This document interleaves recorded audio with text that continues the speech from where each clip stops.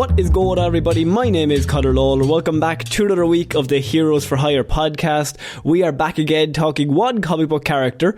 As we do every single week, we talk their good points and their bad points, and we generally just give you a bit of a rundown of everything to do with that character. I am joined as always by my best pal, Mr. Shaun Mead. Shaun, how's it going? I'm good, Conor. Not to call you out, but you said Heroes for Hire podcast in the intro, and this is in fact Hero or Zero. But I said Hero Zero after that. No, you didn't. Did I not? No, you didn't actually. No. People will have they'll have listened beyond the first 5 seconds of the show, hopefully. So they know what show it is. You what? Why you gotta call me out like that? It was okay. Like it was fine. It was a good intro. It was just incorrect. Like, you still get the marks, but you did it wrong. Feels like a bit of a backhanded compliment. You're very brave to wear that outside. Shaun, I wouldn't. This is 0-0. This, as I said, is the show where we choose one comic book character. You normally choose Marvel. I normally choose DC. The reason why I stumbled on the intro is because I dropped the bombshell on the two of us just before we started recording. We're both a little bit shell-shocked. So I went to the cinema last night with my good pal Cottle, and he's been on this show, right? He friend of the show, Cottle. 2 years ago, right? He hosted a Hero Zero episode where he covered The Flash. It was a lovely episode. Not taking anything from him. One of my favourites. But he was like, as a laugh, somebody Googled his name, and the IMDb page came up for his appearance on this show. And so we were like, okay, it's cool. There's an IMDb page for this, apparently. I searched my name, and I'm not on IMDb. And neither are you. No, I'm on it. I have an IMDb page. It's just Heroes for Hire. The thing I've done, according to IMDb, 691 episodes of, is just not listed at all. There's only one record of anyone ever hosting this show, and it's neither of us. I think legally, in a court of law, if both of us died, the show does go to Columbo. To go to him. And he can do whatever he wants with it, whatever he sees fit. We've done hundreds of these shows, Marvel, DC, we've covered them all, but we just kind of have to accept that it's Cottle's show now, and we're just bowing down to him. So what you're saying is, we don't have to do any work anymore. Well, you don't do any anyway. We hand off the reins. If it's your first episode, you don't have to do anything. Don't worry about it. If it's your second or above, if you could give us a follow, a like, a share, 5 stars on Spotify or iTunes would be absolutely amazing. And to become a complete legend, you could leave a comment in saying some nice words. They're always lovely. Unless you're Cahill, in which case, give us back our show. Give us back our show. It's all we have. I didn't even know, but he's been taking it from under our noses without us, like, just quietly.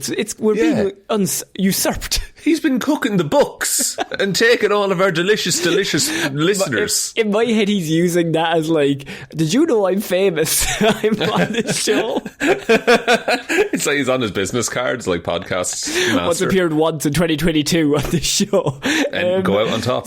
I'm going to figure out who else has been appearing on it, but it's neither of us. If anyone wants to update that with an IMDb page, that'd be great. I don't know how that works, but put us on it, Not please. Sure. It feels weird to do it ourselves. But Shaun, it is my week of Hero Zero. And so what I decided to do was I was going to cover a character that belongs in the Superman world. And he came along possibly on the most famous time in Superman comics history, but also the messiest time in Superman comics history.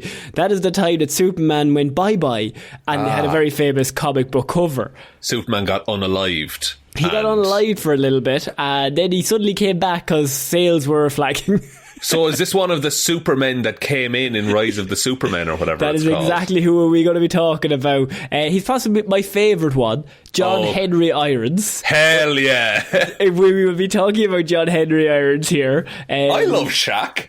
Yeah, and so, like, otherwise known as Steel, he's been called the Man of Steel, and then just shortened to Steel. So he had a long history in comic books, and I thought he's a really interesting, cool character to kind of cover, because he comes along and he's like the noble one out of all the ones that take over.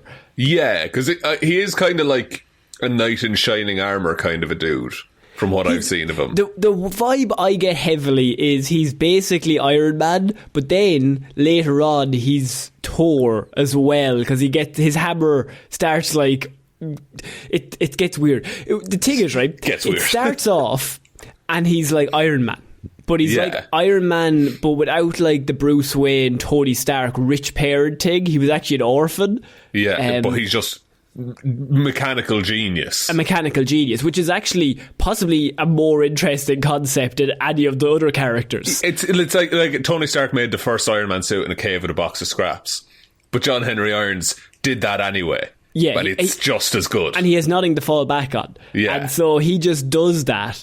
And then later on, they completely overpower him, I think. I think they, along the way, they give him a new suit. And the new suit has this amazing thing where it can do anything. Whatever you need it to do. They turn him into cyborg. Yeah, and I'm not as much of a fan of that. Well, he kind of becomes a god, to be honest. Right. The new suit, by the way, the second suit, which we might slightly touch on it, but I haven't really covered it in much detail in this report. It can teleport. Yeah, it's just the hammer he has, the weapon. It's basically Mjolnir. He can move it in air. Nobody else can lift it. It has particles around it that only he's the one able to use it. It's like they go really deep on the second one. This is a continuing trend, because last time you talked about Anarchy, and that was a character that started out real ground level and cool, and then they just made too much. Yeah. Which, again, I both think 90s I'm on a bit of a kick at the minute of characters that start off with a really great idea. And it's like John Henry Irons had a few years where like he's kind of the one that everyone likes the most, and then it's not that he gets bad, it's just that they kind of take away some of the essence of what makes him interesting as a character. They fumble it a little bit. So his first appearance is in Superman number 500 in June 1993. Creators were Louise Simonson and John Bogdanov. So John Henry Irons' parents were murdered when he was young, and so he grew up an orphan. And he felt that the only way to protect himself and his family that he meets later on was to become rich and powerful, because he grew up with nothing and nobody ever protected him. So he's like, I'm going to work twice as hard as everybody, and I'm going to make loads of money and become powerful, because that's the only way that people will leave me alone. Yeah, so and like he's been orphaned, and he didn't have like Bruce Wayne money and a butler and a mansion for people to look after him. Yeah. He went to Yale on a sports scholarship, but he could have gone for multiple scholarships before getting hired by Amertech Industries. He becomes a ballistics expert, basically, designing high-tech weapons for a contractor with government ties. So you can see the Tony Stark connection there.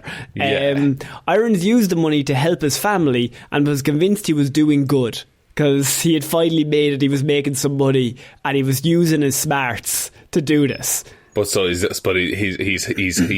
helping his family. But perhaps, unbeknownst to him, the big guns he's designing are hurting other people's families. Big shoots are killing people. Yeah, other people. No one told me the guns were lethal. Wait a minute, I've been Oppenheimered. With a series of weapon prototypes, the BG-60s were leaked to a therapist cell group. A firefighter cell group? Yes. Someone will have to talk about that. A firefight erupted that left many innocent people dead. Irons, who basically went to inspect the scene afterwards, was horrified at the thought of what his work had done to these people. I love Arms Dealer Grows a Conscience, by the way, as it's a character. Classic, right? It's a classic for a reason. He destroyed all of the remaining prototypes that he had and attempted to delete all information of a more powerful model that he was even working on, the BG-80, which was even more powerful. So he tried to wipe basically all that information off every one of his systems. It's just two of the original ones duct taped together. I've done it again. That's what I mean. You could never be inventors. We just get one good thing and then we just sellotape it to the same thing. Like, it's double it now, double the price. We do them like back to back, so one gun is always pointing at you, so you have to be really certain that you want to fire it. It's actually more of a moral dilemma at that stage. Yeah, it's like, oh, to kill your enemy, you kill a bit of yourself, but also literally, you kill a bit of yourself in that you kill yourself. Well, isn't that the Batman thing of like, if you kill one killer, the amount of killers in the world stays the same? This gun is the anti that. We call it the Batman gun. We call it the Batman. It's the only gun Batman can use because there's an ultimate loss of killers in the world. I've solved it. Zack Snyder's looking at this like, fucking hell, this is amazing. The Batman gun, of course. These boys are onto this. So Zach, if you know how to update IMDb, can you just please help us? I know you have an IMDb, I swear. If you're going to do it for him, do it for me, please. What do you mean if you wouldn't do it for me? So Shaun, he decides to delete all the information and goes into hiding in Metropolis. He then gets a job as a steel worker under a different name, Henry Johnson. So he basically just gives up that whole life. And it's just like, washes his hands of it. I just can't do it. I can't do that if it's going to lead to death. One day, a co-worker on a high-rise fell. And Henry swung out to save him, right? Only to then fall and plummet himself. So he saves his co-worker from this like high-rise situation. And then in the meantime, puts himself in danger. He starts falling, right? And he's fallen to his death. Luckily, he lives in Metropolis, and Superman comes along and saves him. Henry told Superman he owed him his life, and Superman replied by telling him he should make it count for something, which is the most Superman thing ever. That's pretty good. I love hopeful Superman. I love Superman who's just nice. He's like, you saved my life. Well, you got to make it count, so don't you? Yeah. Just do something with it, man. Yeah. Not very long afterwards, Doomsday shows up in Metropolis, Shaun, and he smashes his way through the city, and Irons watches as Superman is buried in the collapsing building. He's not able to... he gets hit in a collapsing building, but he watches on as Superman, gets killed. Gets the shit kicked out of him. Oh, butchered to death, so he is. And they have that very famous comic book cover where Doomsday's like, I've killed Superman is dead, and they sold a shit ton of comics because it's the death of Superman.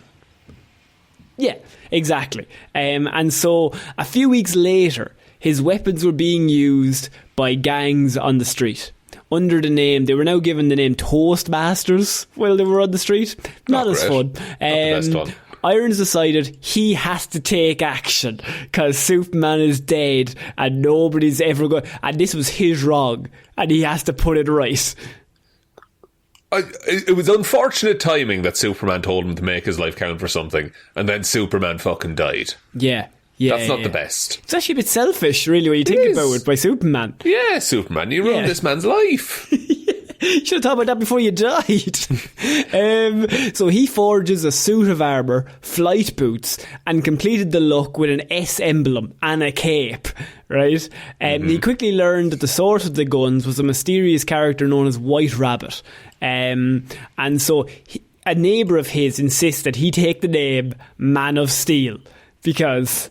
it works. He's a steel worker. His name is. It's just. He's inspired by Superman. There's a void for Superman. John Henry Irons. It's all pretty good. Man of Steel. And so he just wanted to take on that role. So he's the new Man of Steel. At the same time, however, there are 3 other Supermen in Metropolis, all seemingly with stronger claims. So to try and slightly get into this, I'm not going to name all the Supermen, but at the time Superman dies, there's a vacuum. And within the vacuum, in comic books, they decided it'd be really interesting if we had like 4 characters, all were like, I'm the new Superman. And Metropolis needs to bow down to me, basically. Yeah. So, and one of them's like a kid Superman? One of them is Superboy, yes. Superboy, you got a robot Superman? Yeah, there's a robot Superman, yeah. And there's John Henry Irons, and then there's another one that I can't think of. The last son of Krypton. Yeah, he's another Kryptonian, the Eradicator. Hey, there we go. Yeah, that's him. So that is like all of the different Supermen, and it's just kind of, it's an interesting time in comic books because they're like kind of testing all these people, but at the same time, it's kind of the same with Batman, is that nobody's going to be as interesting than as Batman or Superman. Like, the people reading Superman comic books aren't reading them to be like, who's going to be the next Superman? It's kind of like, well, you just be your own character. Yeah. Like, and there's ways to do it right. Like, I think Peter Parker and Miles Morales, they're both Spider-Man. Yeah. And you tell similar and different stories with them. But with a character like Superman, when 4 people take up the mantle, they're just doing different versions of Superman's personality. They kind of take the 4 different dimensions and put them in 4 different people. Yeah, so like the Last Son of Krypton does the alien angle, and then Superboy is like the hopeful angle. Yeah. And then Batman kind of got away with it because it had Dick Grayson there, and Dick Grayson was already bought and loved by people. So that's like a completely different thing. Like, Dick Grayson's been there since 1940 or whatever. So like, he's kind of ingrained in the comic book, so he's kind of the one that you just get a free hit on. They're like, well, he becomes Batman, and everyone who's reading it just goes, yeah, okay, that makes sense. Yeah, like, it was weird when they brought in John Paul Valley, who was just like this new dude that Batman people were met. Like, we don't like this guy, but if you bring in Dick Grayson to be Batman, everyone's like, yeah, that makes sense, obviously. Yeah. There's a reason why Miles Morales worked and Ben Reilly didn't, because Ben Reilly was just brought in. I was like, he's Spider-Man now, don't worry about it. Just randomly. Yeah. Just brought in, yeah. So, the Man of Steel got to work, shrugging off an offer of employment by Lex Luthor immediately. Lex is Good guy move. He wants to employ all of these Supermen because if they work for him, then they're no longer against them. He continued to follow the trail of guns to the source. During his effort, he even meets Lois Lane. He saves her life at this stage as well. And however, unlike all of the other imposters, he insists that he's not the actual Superman, and he doesn't want to be the actual Superman. That's a classic Superman move, though. Lisan al-Gaib. Lisan al-Gaib. Of course he's not going to say he's Lisan al-Gaib. So Lois is immediately like, that's exactly what Superman would say, to be honest. And so he also rebukes Superboy for being too reckless at this point. So Superboy's the obvious next choice, but he's a bit reckless, so he's like, nobody really likes him either. He finally tracks down the White Rabbit, who is the one supplying all of his weapons on the street, and as he feared, it was his old partner, a character they came up with called Angora, who basically helped him design the weapons. Who was very angry all the time. Angora-y all of the time, right? That's it. Did you, like, when they were sitting down to come up with the character, like, what kind of emotions would this character what's he feeling? Feel? Feeling? Scared? No, not scared. Hungry? That's a place in Ireland. She offered to take him in as a partner, and when he refused, she blasted him out a window and fled, which seems good. As he attempted to track down the White Rabbit again, he encounters the Eradicator, calling himself the last son of Krypton, who basically had killed a thug who had turned a gun on him. Steel criticised this Superman. So this Superman was the visor one, the one that's wearing the visor, telling him that there's no way that he could be the real thing. Enraged, the Eradicator attacked Steel, and they fought until Lois arrived and was able to pull them apart. The Eradicator then got enraged again when a process server arrived telling him that Superboy had secured the actual rights to the name Superman. That is a plot line. He went to court and got the copyright to Superman. Like, is there anything lamer than having to go to court to get the name? Yeah, that's just... Who's that for, that storyline? Yeah, who's reading that as like, well, now I take Superboy in as Superman. If he's legally Superman, then I can't go against it. Yeah. That character, he bought the trademark. Of course he's Superman. Like, fuck off, you dick. like, surely Superman is earned by being, just... Super. Just helping people, and then you earn the title, and then people reading are like, oh yeah, that's pretty cool. Nah, you gotta get the law involved. Go through the courts. That's how all nice people do it. So the Eradicator resumes the fight, but Steel is able to battle him to a standstill, which is actually really impressive, seeing as though you have to remember, Steel is literally just a man in a suit that he's made himself. Yeah, and he's fighting A Kryptonian. Basically gods, yeah. And the Eradicator eventually withdraws from the battle. Steel got a lift back to Metropolis, and I like the idea that he gets a lift back to Metropolis, but that's fantastic. Taxi. And he gets attacked by the White Rabbit there, fights off her thugs, and forces her to take him to her manufacturing plant, in which he destroys the whole plant. And so he's like, that's the end of the Toastmasters. Obviously it's not, but that's the end of this story. It's like the movie Steel. You mean real steel or steel? It's not nothing like real Steel, okay. Connor. Nothing like real Steel, the world's greatest movie. The movie Steel, where Shaq plays John Henry Irons. Yeah. and he does a free throw with a grenade at the end. And he basically says, the same. And he says, you all ready for this? Before he throws it? But no. Still the best joke in the Lego movie. I'm fighting anyone that says there's a better joke than you all ready for this? And then they fire the basketball and it just bounces harmlessly away. And then Shaq says, oh no, they were ready for it. It's pretty good. It is pretty good. It's just simple. Comedy is simple. So the plant is destroyed, and Steel knows it's not the end completely of the Toastmasters, but it's the end of that chapter. After Coal City was destroyed, Steel decided to investigate firsthand, and the cyborg Superman had announced that he and Superboy were not able to defeat the last son of Krypton, responsible for the destruction. So now all the Supermen are just fighting each other. The last son of Krypton is like a psychopath. He's going around destroying shit. Big evil Superman. Steel did not trust this account, though, that he was told. He runs into Lois Lane, who also doesn't really trust that that's what's going on. So, hearing a nearby disturbance, they found Luthor and Supergirl at the docks, facing a huge Kryptonian war suit. The story's been going on for a few months now, Shaun. So, what are they going to do? Who's in that giant Kryptonian war suit? Jimmy Olsen. It's Jimmy Olsen, you're dead right. Superboy arrived as Steel knocked down the suit, telling everyone that Cyborg is the real villain and planned on destroying Metropolis next. Then from the war suit, the real Superman emerged. Black suit, mullet. Black suit motherfucking mullet is here. Hell yeah. Steel and the others were sceptical at first, especially since Superman was powerless and wearing a black costume, which was weird.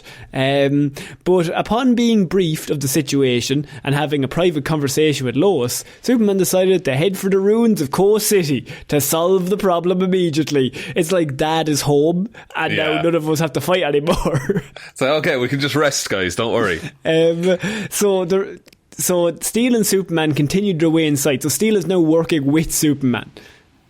Cool. Which is kind of the... Does Superman remember him?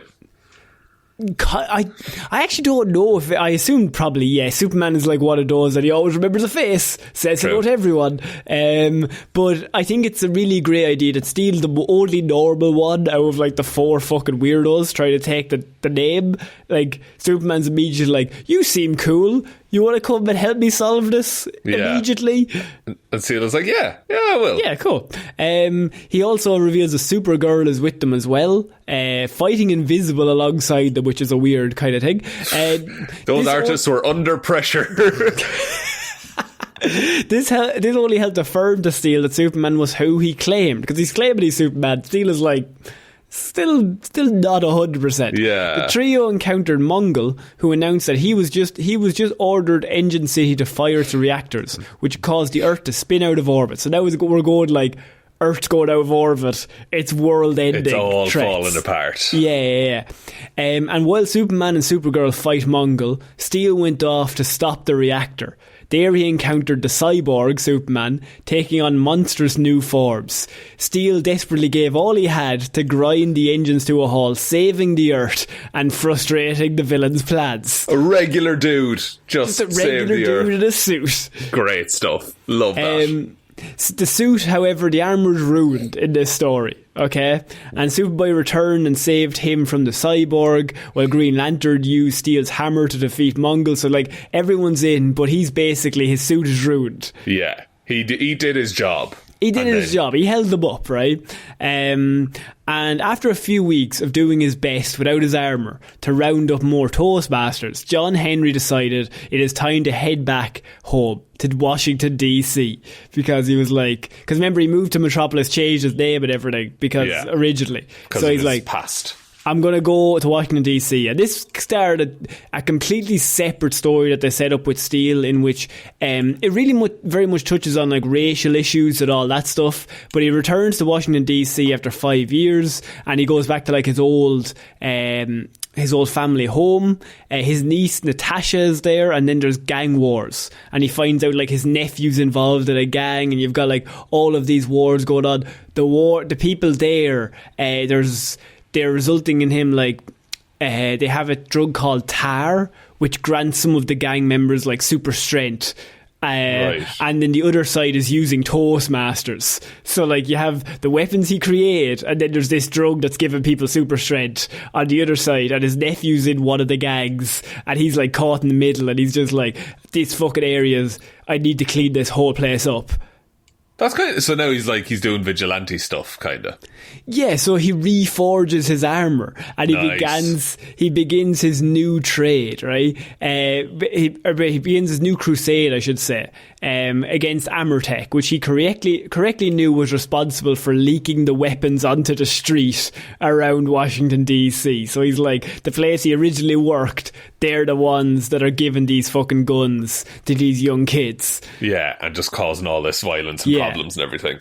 He did, however, decide not to use the S-shield in these stories. Oh, really? However, since he felt that his battle might take him outside the law, and he didn't want to tarnish the symbol. God, that's a good reasoning. Listen, Al-Gaib.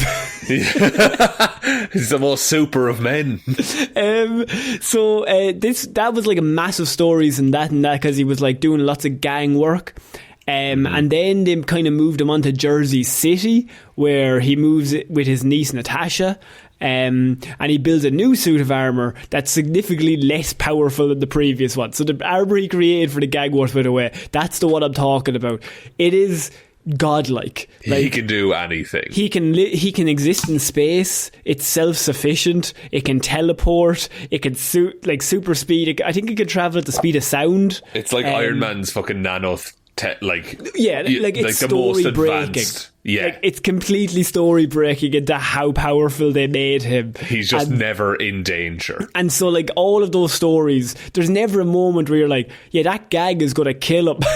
Like, no. Yeah, that street level gang of mostly teens. And even like Amertech with all of their weapons, like, they can't stop him. He's basically Superman, like, and he's just killing everyone. And then they realised they went too far, and then they just gave him a regular And then they're like, suit. oh, he moves to Jersey and he gets a less powerful suit. Okay, it's not as powerful anymore. Like him again, please. But the one that featured the return of an S-shield, so they gave him back the S-shield.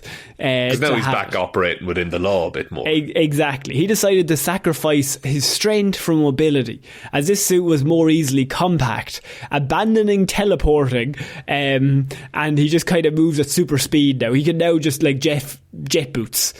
Right, okay, so now he's regular Iron Man. He's now regular Iron Man. He was Thor mixed with Iron Man, and now he's regular Iron Man. Still has the hammer? He still has the hammer, always has the hammer. But even the hammer in the second suit, that was the one that is Mjolnir. That is the one that's like so overpowered that like he can throw it and then it can change direction mid-air and hit like 10 people. It's too much. Then he just teleports behind them and throws them into fucking space. Because it kind of feels like he's doing none of that. Like, it's all just the suit. Yeah, like at that point, like, what's the point? When he goes to Jersey, he starts working at a hospital, and then he gets like involved in loads of smaller stories there, but like a lesser scale. Mm-hmm. He is then asked to join the reformed JLA, because Superman chose Steele as part of a mass recruitment drive in response to Batman's concerns that the League had too many hard hitters and needed more intellectual members. So Batman is like, we've got too many gods, we need some brains. And we need people who know what it's like to be a regular person as well. Exactly. And so Batman really respects Steele. And he's like, that's great. I want you on the team. You're a fucking genius. I also like how Superman respects the hell out of Steele.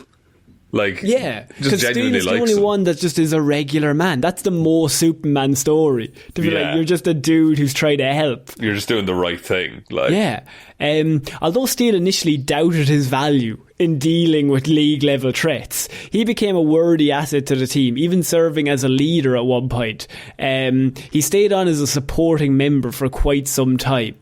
And so he's kind of brought in as just like somebody who they can use his brains. He then goes with Natasha back to Metropolis, and he runs his own workshop there called Steelworks, developing non-lethal weapons and equipment for special crimes units. So he develops non-lethal weapons now.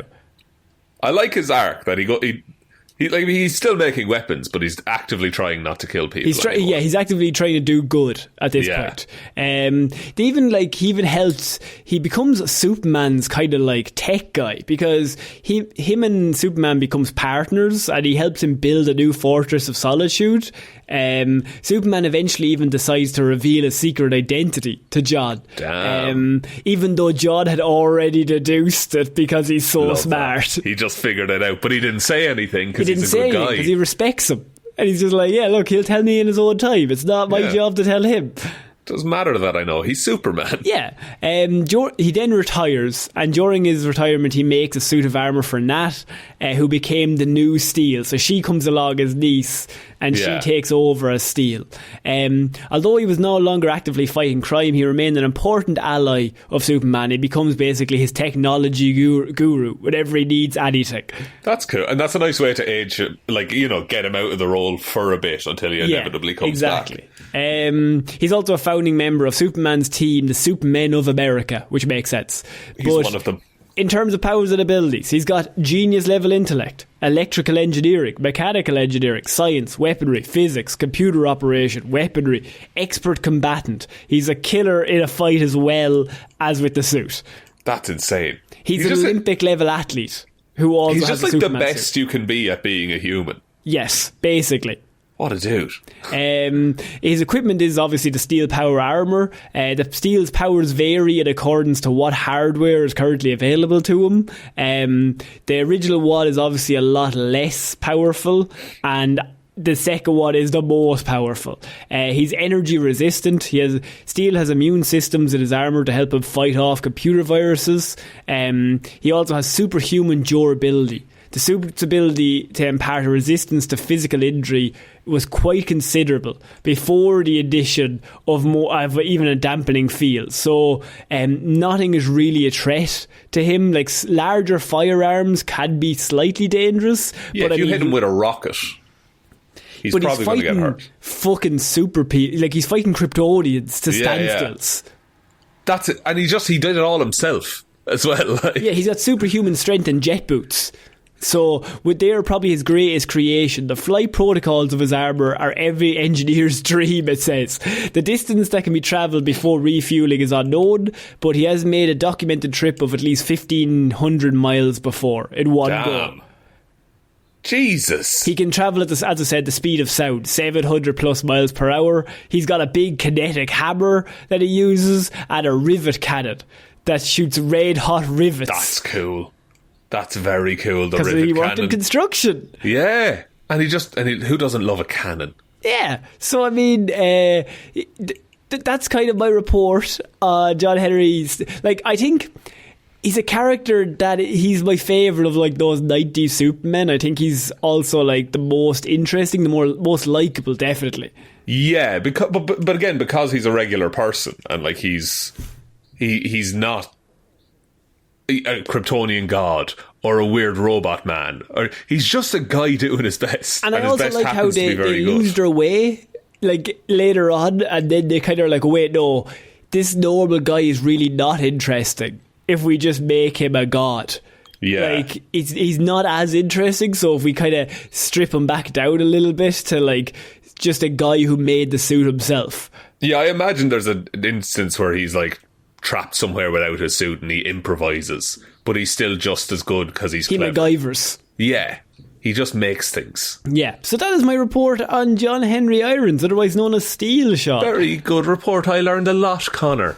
Would you like me to take us out? Yeah, sure, why not? Thank you everyone for listening to this episode of Hero or Zero. We will be back on Monday with an episode of the Heroes for Hire podcast, and next Friday with another episode of Hero or Zero. Big thank you to everyone over on Patreon, patreon.com/Heroes for Hire podcast. Link to that is in the description. If you want to check us out over there, it helps us to keep making the show. There is also the merch store, heroesforhire.ie/shop. Twitter's @HeroesForHirePod, the 4 is the number 4. Facebook is Detective Divilment's discussion group. Instagram is Heroes for Hire podcast. And the best way to ever help out the show is to tell one human being that we exist. I think it's pretty good.